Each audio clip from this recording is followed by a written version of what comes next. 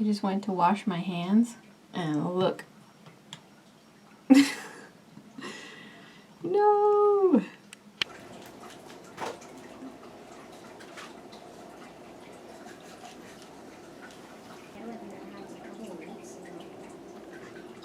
Hey there friends, thanks for joining me again.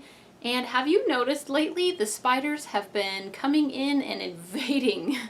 Maybe I'm the only one, but it seems like every year when the weather starts getting cold outside, they start coming in. Probably because it's warmer in here and it's cold out there. Over time, I have learned that there are different things that I can do to actually help avoid having them come in. And so I wanted to share a few of those tips with you today.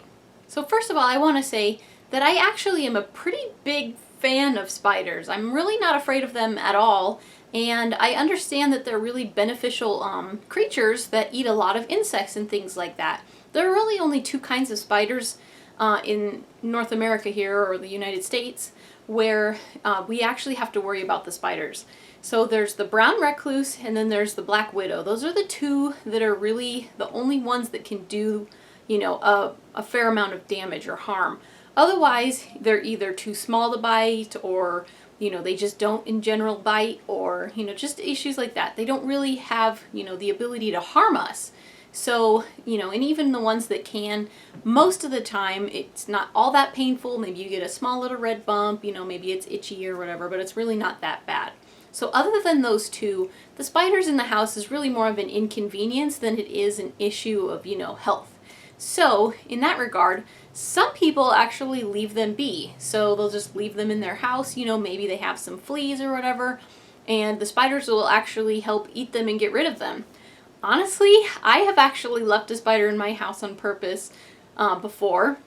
We had some fruit flies and it made a nice little web next to where our fruit is, and it caught and ate some fruit flies, and I was like, cool kids, this will be a neat little like science experiment. We'll leave the spider here and whatever. And it was cute at first because it was small and it would catch a little fruit fly and then it'd wrap it up with its little thin, you know, web, and then it would eat it and stuff, and the kids were like, oh, that's cool.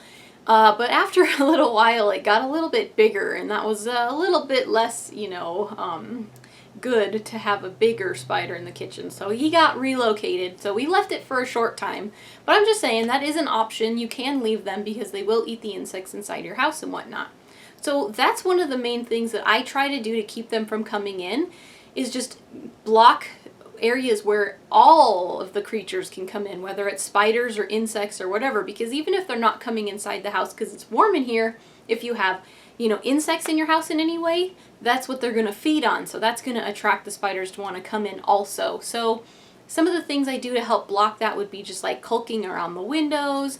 I use weather stripping and stuff, even door sweeps, stuff like that, so that they can't crawl in around those gaps and cracks and things. Screens is another big one. Screens seem to get, you know, holes and different things, but they're really not that hard to fix. So I fix window screens and things like that. But anything that you can do to help block those ways for the insects and the spiders to come in is a really good way to help prevent the spiders. And it actually has a double benefit, because it's also going to help lower your heating and cooling bills, because it'll keep the, you know, heat in over the winter, which we have ahead now. So that's another good thing about it. Another thing you can do is you can actually block some of the light that comes into your house, because maybe you've had, you know, a porch light or something, and it seems like the insects and bugs, you know, are attracted to it, or bug zappers. The way that those work is they attract the bugs, and so when it gets dark outside, if there's light, they will actually want to come in your house and find those gaps and cracks. And so if you can use like, you know, block out curtains or whatever, or if you have a porch light, maybe you don't leave it on all night, you know, just for a few hours into the evening or whatnot, that can also help a lot too. So yeah, just blocking the light to keep the insects from coming in. That way they have a limited food source and less likely to want to come in your house. You know, another thing you can do, of course, is to clean frequently. You know, just declutter and vacuum and stuff like that, especially if you have webs around and whatnot.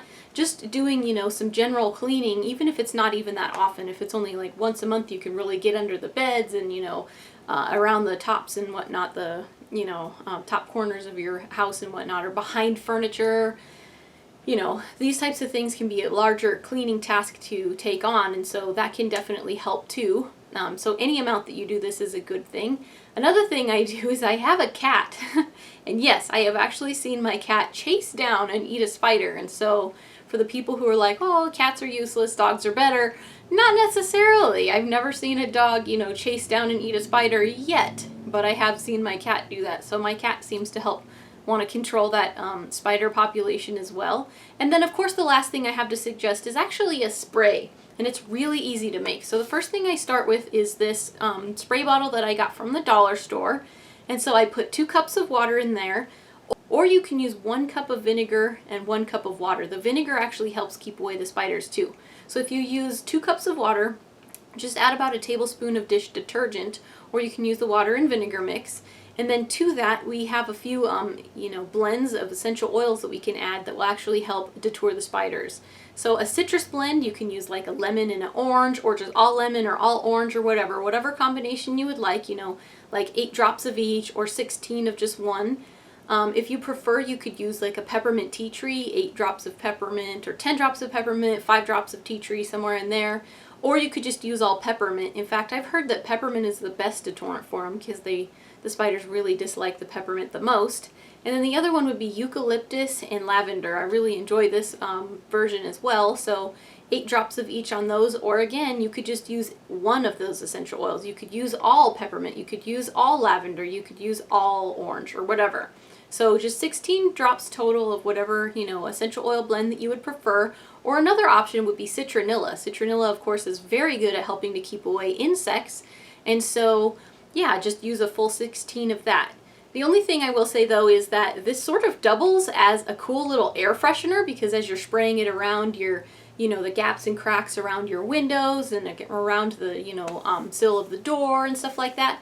The citronella maybe doesn't work as well as an air freshener as the others, but that is a cool thing. You know, you spray it around, you keep your spiders out, and you can keep your house smelling fresh at the same time. You can use this anywhere from once a day to once a week, and it's a pretty effective deterrent, I have found. None of these methods actually kill the spiders though, with the exception of maybe vacuuming. If you're going around and vacuuming, you can probably vacuum one up that way. But if they're already in your house, then you would have to be, you know, forced to either squish them or even move them outside if you're brave enough. So anyway, hopefully you don't have too many spiders coming in this fall, and if you do, hopefully some of these deterrents will help you take care of them. So I hope you found this video helpful. I'm Frugal Green Girl, and we'll see you next time.